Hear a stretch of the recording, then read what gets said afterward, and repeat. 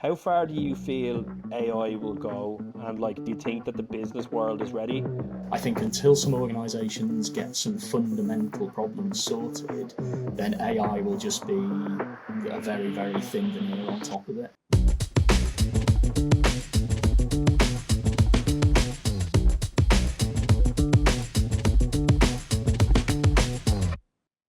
I'm Shane Byrne, CEO of ShowOff, and welcome to the Noble Data Show. Today is our second episode, and I'm delighted to be joined by Martin Eley, Principal Technical Architect at Heroku.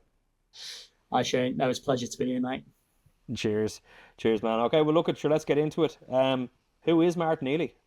Yeah, so I've been working for Salesforce for it'll be 6 years in January now. Interestingly, been on both sides. I've been on the Salesforce, the pre-sale side, but also the implementation side. So kind of bring some unique perspectives to things. I live in the UK, just outside of Liverpool. Rugby league fan though, not a football supporter, so don't ask me if I'm red or blue. I follow a proper sport. Yeah, I'll scratch that question off.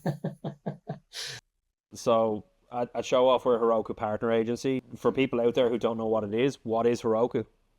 So Heroku at its heart is a container service. It's somewhere where developers can develop applications, they can deploy their applications, scale and run it. If you want a slightly more detailed description, Heroku is a full DevOps platform, but the key thing there is it abstracts away the complexity of DevOps. So if we look at other platforms like more traditional infrastructure as a service, so like Google Cloud or AWS, you can do everything that Heroku can do on AWS, but it will take you longer because you have to invest all of that time and effort into configuring infrastructure, securing it. You take a lot more responsibility. Heroku just abstracts that responsibility away. We take care of that. And then what that means is for developers like yourself, Shane, and some of your guys over at ShowOff, they just get to concentrate on writing code and creating features and importantly, delivering value into the business. I'm not saying that DevOps doesn't deliver value, but if I was a product owner and I had a budget, I would sooner that budget go into creating features that my users want, not spending that on creating a DevOps pipeline. Yeah, no, absolutely. Your response is so much more eloquent than mine, where I just talk about the fact that it's basically you can build anything upon it, and it's sort of where Salesforce stops, Heroku keeps going, and I break out the Lego analogies, and then everyone glazes over after a while. But yeah, look at horses for courses and all that stuff. Yeah, and there's many facets to it. You're right. I mean, because Heroku is a Salesforce product, we complement Salesforce. So where we have Salesforce customers that need to break out into that elastic compute. So where you've got very large volumes of data that probably doesn't belong in the SaaS layer, or you've got complex business logic because Salesforce is multi-tenanted. It has lots of governor limits in place to stop you doing things that would degrade the service. So typically things like CPQ that comes with lots and lots of complex business logic and calculations, you can take that and run that in the pro code in the elastic environment of Heroku. So the two things are coming closer together, both Salesforce and Heroku.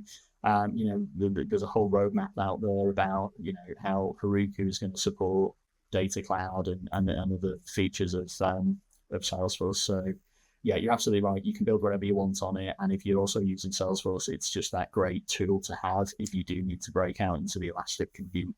I think there's a lot of Salesforce customers out there that need Heroku. They just don't realize it yet. I know. I'm talking to more and more customers about, they're having to use Heroku because they need that elastic compute because architectures are getting more complicated. We talk about the introduction of AI and all of this influx of data and what we do with it. If you look at where CRM was 10, 15, 20 years ago, it was just somewhere where you logged a case and a call, and you had a call history and you had a case log. It's much more complicated than that. Customers expect much more from brands these days. So naturally, the problem gets more complicated. The architectures get more complicated. There's more and more technology involved. And as that happens, I think there's more and more Salesforce customers out there who having to use platform alongside those SaaS applications like Sales and Service Cloud. I think it's just that natural progression as things get more and more complicated. Yeah. If you look at things, just the sheer amount of data that organizations generate now, that's why organizations are having to look at platforms specifically for data. 10 years ago, there was no data lakes. There was relational database management systems, and there was data warehouses, which was just another layer on top of the RDBMS. Where we are today is far from where we were 10 years ago. Yeah, no, absolutely, absolutely. Like for me, looking at where Heroku is going, it's kind of been the sleeping giant of Salesforce for such a long time now. At the same time, there's obviously been people and evangelists like myself and the team at Show Off, and obviously yourself and your team, who've been trying to sell it for many years. But once we can sort of see the power of it tying into creating better quality of data sets and stuff to power data cloud and ultimately like AI, like that's obviously where the customers are going, and that's where our business is going. So yeah, I think as long as we can get the right use cases and the right people in the right rooms for conversation, I think we're on to a winner there. Yeah, absolutely. Couldn't agree. Like from your perspective, like give me like an idea of what you think you have to, if you want to build a scalable company and at the same time have enough sort of future face and planning effectively. Like what are the big things that you sort of have to think about now in the current sort of environment? I mean, the approach I've taken with quite a few customers is to start thinking more like enterprise architects. So, it's okay to accrue technical debt just as long as you manage it. And once you start thinking like an enterprise architect, it's about thinking about what does the business need? So what value am I trying to create to the business? So it's not just technology for technology's sake, because we do come across that quite a lot. Probably more recently that everybody needs AI. AI is the answer. We don't know what the question is, but AI is the answer. But yeah, I think the smart companies with things like AI take time and they actually develop the business case for it, and work that they align value back to what the customer is trying to achieve. And yeah, I think it's that skill of being able to say what's the value I need to create. And what capability do I need to be able to do that, and then engineer a solution that does that. And I think if people start thinking a little bit more like that, they're gonna be much more successful. Yeah, no, I totally agree. I think on the last episode we had David Willock on, who was the ex-CTO of QuickFit and the E-Tail group, and we had a lot of conversation around AI for AI's sake. I think there was so much panic when AI got invented last year, that everybody decided they were going to get in and go hard at it. But I think for us the big thing is around that sort of the future facing statement and the vision of the business, and then obviously making sure that your data is in the right formats, that you're able to actually glean the proper insights from it, because if your data is not right, your AI is going to be incorrect as well. Yeah, I couldn't agree more. Yeah, and I think your statement that AI suddenly appeared last year. Well, it appeared in the form of ChatGPT, and suddenly we now have this AI model that you can have a conversation with in our pocket, if you've got it installed on your mobile. But AI's been around for decades. It's suddenly become much more accessible. But if you look at companies that have actually been using AI and machine learning, and they've been using high powered computers, so if you look at likes in the Met Office, they're using predictive models and AI, and they've been doing that for a lot longer than everyone else has been doing. It's a steady, progressive, evolutionary step. It's just that it just feels like we suddenly took a big step forwards with capability. And yeah, that kind of generative AI thing is very, very new. But I think if companies take that same approach, that it's that steady, progressive, grow slow, test, try what works. But again, going back to that enterprise architecture approach is what's valuable, what is actually going to add value to my objectives as an organization or to my customers' objectives. So yeah, it does sometimes feel like a solution looking for a problem. But I think I think the wise companies will take their time. And again, you're absolutely right. The wise companies will also make sure, I'm not just going to create AI for AI's sake. I'm going to make sure I've got AI and good data, because there's absolutely no point trying to use something like generative AI or an automated agent or a bot. There's no point using anything like that if it doesn't have the data. There's lots of anecdotal stories out there where people have had a conversation with a bot and it just goes, here's our free phone number, phone an agent because I can't help you, or send me an email or fill this form in. And, customers just disengage with that. So by all means, invest in it, but invest in it wisely. So everything's been like super positive. We've been talking about different ways of thinking and stuff. Give me an unpopular opinion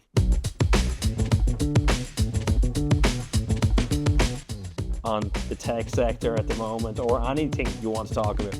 I think that's a great question. So kind of something that's very, very appropriate for Heroku is around that DevOps piece. I was at a conference a couple of weeks ago. It was a DevOps conference, and listening to people talk about how they've built these DevOps pipelines. So they've built these opinionated, simplified, repeatable DevOps processes. But they've done that at great expense, and these people get really, really passionate about it. And so they should, because they've built careers around this stuff. They're incredibly knowledgeable people that you kind of get the feeling that sometimes they're fixing a problem that doesn't need to be solved, or a problem that's already been solved.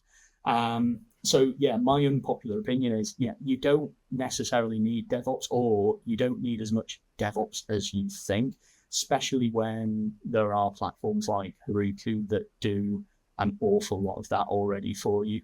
And that's kind of what we're evangelizing at the moment. Is we're going out, we're talking to developers, we're talking to IT leaders about, let us take care of the DevOps, you just concentrate on creating the value. And that is just going back to thinking like an enterprise architect. Is just because the problem's there doesn't mean you have to solve it. If you think like an enterprise architect, then if I spend this amount of resource on fixing that problem, does it actually shift the needle? So does it make the customer happier? Does it make them spend more money? Does it make my employees more efficient? And if the answer is no, then should you really be investing that amount of resource fixing that problem? But absolutely, if the question is, if it's, it's like, well, we want to become more of an agile organization and we want to deliver into production every fortnight, then you probably do need to invest into streamlining your DevOps pipelines. But then it's at that point then, how do I fill that capability gap so I can build or I can buy? And then what are the values of doing both? And because a lot of people take an engineer's mindset, they just go, I'll build it. Cool. No, I like that. All makes absolute sense to me. Okay, so look, we briefly touched on AI earlier. AI is the hot topic. The is underlined. So how far do you feel AI will go? And do you think that the business world is ready for what it has to offer, or are we still in stages of infancy? I think, as you said earlier, we're going to have those early movers, and out of those, a percentage of them will be successful in actually delivering something, while the rest of us are still figuring this out.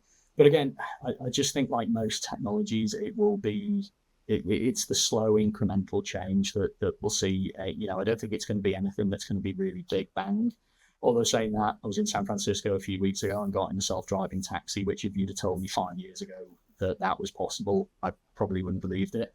But again, that's probably a special case that you've got an organization that's gone out and really stretched technology out to its limits.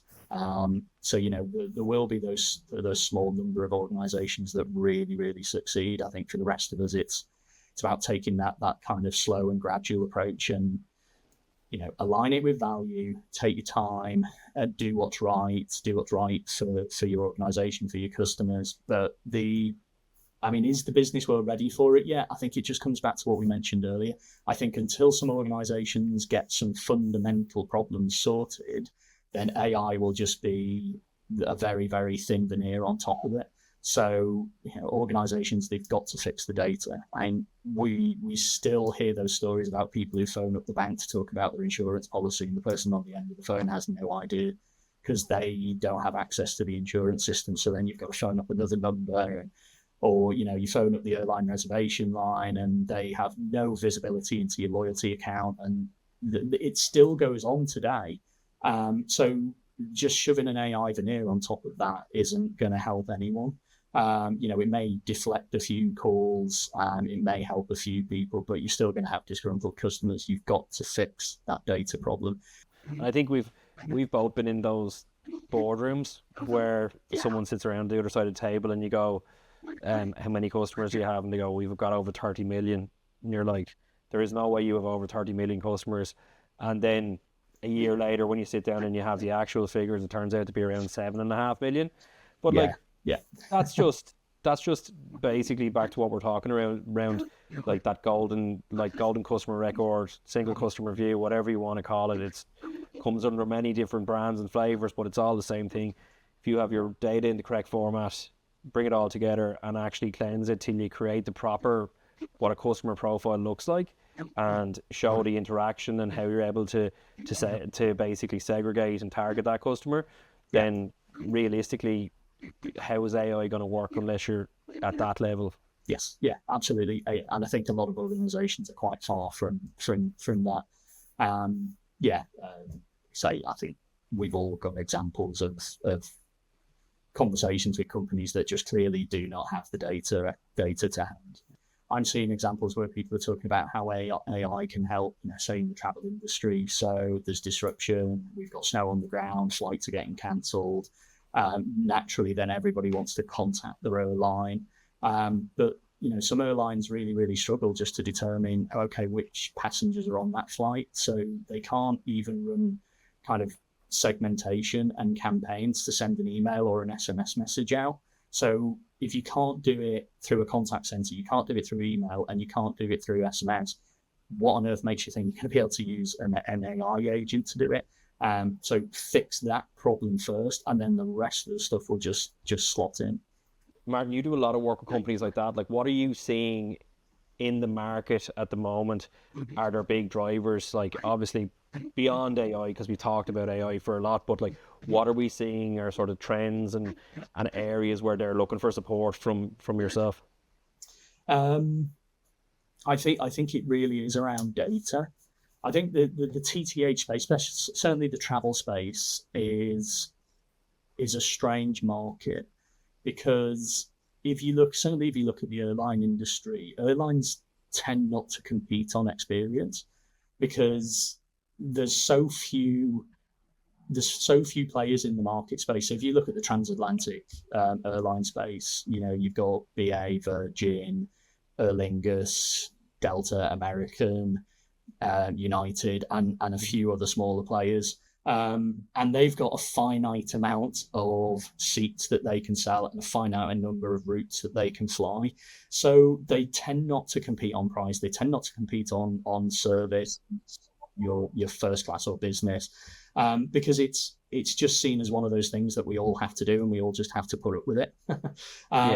But I think in that TTH space where people are starting to differentiate is data. EasyJet have actually got quite a good experience in that they tell me that you're going to be 30 minutes delayed because the inbound flight has been delayed at its destination, at its source. But they'll show me the map and show me where that flight is. So they'll say, it's currently over Portugal. It's going to take it another hour to get to Manchester.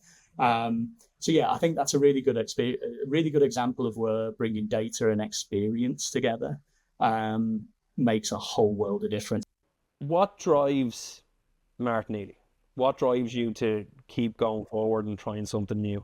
It's a great question. I think I've always been driven by creating solutions that generate value. I drive my wife absolutely crazy when we're out. If it's like the self-checkout tills when they don't work and you're there scanning the barcode like an idiot, and it's like the experiences that aren't aligned with humans really kind of put me off dealing with certain brands. So yeah, I mean, what drives me is helping organizations create engaging experiences. That's one of the reasons why I've loved working at Salesforce. It's one of the reasons why I love working with Heroku, because it gives you all the tools you need to go out and do it.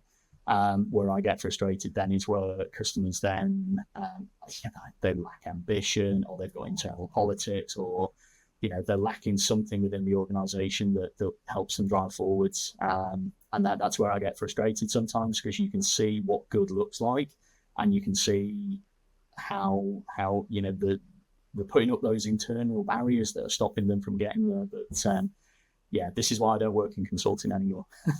That's it. Yeah. I always find one of my biggest frustrations is when you've been working with a company for a prolonged period of time, and the next thing somebody arrives and they have, never mind the vision. The vision could be quite similar, but then the technical components of that vision start to change. It becomes very difficult to navigate that. Then at that point, if someone's flavor is a different provider, if it's a Microsoft or something like that, and you're based on a Salesforce environment, it starts to become very difficult to deal with. But yeah, no, it's that's just one of those sort of things we have to navigate. And really, I think a good tech leader should be vendor agnostic, Yeah, because it's about, really, as a tech leader, you're there to utilize the organization's resource to generate value. It shouldn't be about trying to generate value because I know Microsoft. So I think some of the best IT leaders I've seen that take a very, very agnostic approach. And, I'm not Microsoft, I'm not Salesforce, I'm not Oracle, I'm not SAP. I'm here to generate value for the organization. And actually, yeah. for me, they're the best customers to go and talk to, because you can have a really honest conversation with them. From your perspective, did you always want to be a principal technical architect? Was that always the plan, or what did you want to do? No, I mean, I've always had an interest in computer science. I did that at school. I did that at college. And then I never went to university. I kind of stumbled into a career with a utilities company. Started out as a systems tester in QA, worked my way up to being an analyst developer. So I've always had that interest in IT, and I've always wanted to work in IT. Just never really had a long-term career, because the industry changes so much and it changes so quickly. I think if anybody was to sit here today and say, right, I'm gonna study hard, I'm gonna get all these qualifications, and I'm gonna go and do this, it's okay. By the time you get there, then the goals have changed, and the industry changes that much. 2 or 3 years ago, everybody was going big on Web3 and NFTs, and now, yeah, people took a step back from that a little bit, and We don't talk about NFTs anymore. We're not going to pay for stuff with pictures. yeah. So yeah, I think for me, I've never had a goal of saying, yeah, I want to be a technical architect. I just kind of go with the opportunity. And it's a funny industry, because you talk to people that started off doing very, very different things in life. I've worked with people who started off in life as a geography teacher and got into tech sales. I've spoke to people who started off in electrical engineering and ended up in software engineering. So yeah, it offers a lot of opportunity, and the learning resources are all there. I didn't go to university. I did later in life. I did a master's degree when I was older, but I didn't go from college straight to university. But the learning opportunities are there, and there's more and more routes into the industry for kids these days. There's apprenticeships. Absolutely. There's more vocational training. It's not like the old computer science where you had to have a bachelor's degree. So yeah. There's just so much learning opportunity that allows you to change course. I would hope that people are able to not get pigeonholed anymore, and that there's so much opportunities out there to retrain or refocus on what you want to actually do and what your passion is. So yeah, no, I totally agree with you. The career paths take many different routes. So if you could have a conversation with your 21-year-old self, what would you tell him to either help him progress, or just give him a bit more, help him settle into his career? Yeah, funnily enough, I've been thinking about this a bit recently, and it's really, I think the advice I'd give my 21-year-old self is all around good mental health, especially if you're going into kind of, what sometimes can be a very high stress environment where you're working in consulting, where you've got requirements that are constantly changing. You're having to manage like customer expectations. You're having to manage resources internally. It can really, really, really mount up on you. And I think when you're very young and you're early in your career and you're keen to please, and you do want to sometimes overstretch, it's about making sure you make time for yourself. Making sure you've got that downtime, you've got that time to recharge. And I think it's not just part of the tech industry. I think whatever job you're going into, that's really, really important, but it's so easy to forget. But it's an essential skill. And if you're not doing it, then you're going to get to a point where eventually you're not giving 100%. Yeah, no, I think you're totally right. Like, I think for me, and as part of the previous conversations that I've had, has been very much around the tangibility of stuff. So like, I like to spend as much time as I can away from computer screens when I'm not working. And I know you do similar, like you're involved in like your kayaking, isn't it, and stuff you do as well on the side. Yeah, like for me, like it's farming, rugby, stuff like that, and being outside with Kate and Max and going for walks and stuff. Because I think the problem is when we're looking at something that's an artificial screen and you're getting a lot of like artificial light and stuff, it does take its toll on you. And even like I wouldn't be a big man for sitting in front of the computer a lot. I'd be on the phone a lot, but I definitely know, like, if you spend a good period of time in front of any screen, your eyes are just destroyed, and then that sort of has its impact on your overall perception of what's going on, and you're just tired and you're irritable and stuff like that. So yeah, no, I think you need to ground Yeah, yourself. you absolutely do. And when you've got kids, and when you're lucky like I am, I know yourself and the people at Sharp, we can work remote, so we can work from home, and it's great. I love being here for the kids, but you've got to be quite strict because one can bleed into the other very, very easily. So, I think my advice to anyone that was working in a hybrid or a remote role is, set some boundaries there. So when it's 5 p.m., it's down tools, it's time to spend some time with the family and the kids. Because before you know it, it's like 7:30 and it's 8 p.m. and you're still working, and you Life passes you by. you're just not around in the family then. Yeah. No, you're taking the Ferris Bueller advice and slowing things down. Yeah, absolutely. Yeah. Would you have like an entrepreneur or a business person or someone that you followed throughout your career that you sort of like you have an admiration for, or that you'd like to emulate, or just in general that you might like? It's a stereotypical person to name, the likes of Richard Branson's of the world, Yvonne Chouinard, who's the founder of Patagonia. And I think the reason I gravitate towards those kind of personalities is they're people that challenge the industry, but not only challenge the industry, challenge the way of doing things. So you've taken up Ironman training? Not Ironman training. I'm not that hardcore. So earlier this year I did a sprint triathlon, but I kind of went from being very, very inactive to realizing that, I'm mid-40s, I need to do something. I think it was after a medical, and it was like, right, okay, some lifestyle changes are needed. So it was only sprint distance. So it was 400-meter swim, 21k on the bike, 5k run. I don't think I'll ever be ready for an Ironman. I just don't have that kind of time. You look at people who are training for an Ironman and they're up at 4 o'clock in the morning. They're on the bike and they're in the gym. They're in bed at 8:30 and then they're up again, and they just repeat that. I do know people that have done kind of extreme sports, like fell running and Ironman, and I think I just naturally lack the physiology to do it. Yeah. You see, you could have just like totally bluffed that. Like, I wasn't gonna pull you up on it.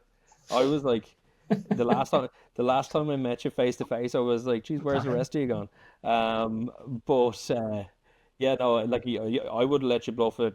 I wouldn't have pulled you up on it, and you could have actually just sort of waited until we see in the comment section in a couple of weeks. Getting close to the end now, so we're going to do a few quick fire questions, if that's all right.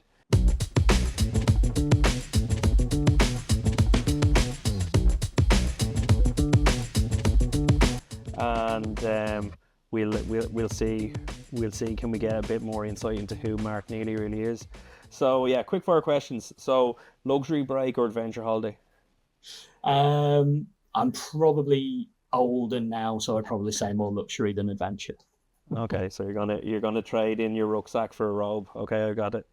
Favorite band? Too many to mention, but I did see Pulp in San Francisco, so it was quite strange seeing like a UK Britpop band from the 90s play this really big venue in San Francisco. Podcasts or books? Books. Yeah, never really took to podcasts.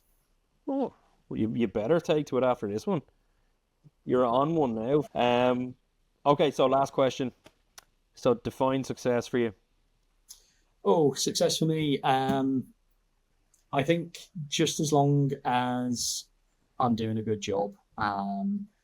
You know, we don't always win, but just as long as you put in 100% out there, I think that's all that really matters.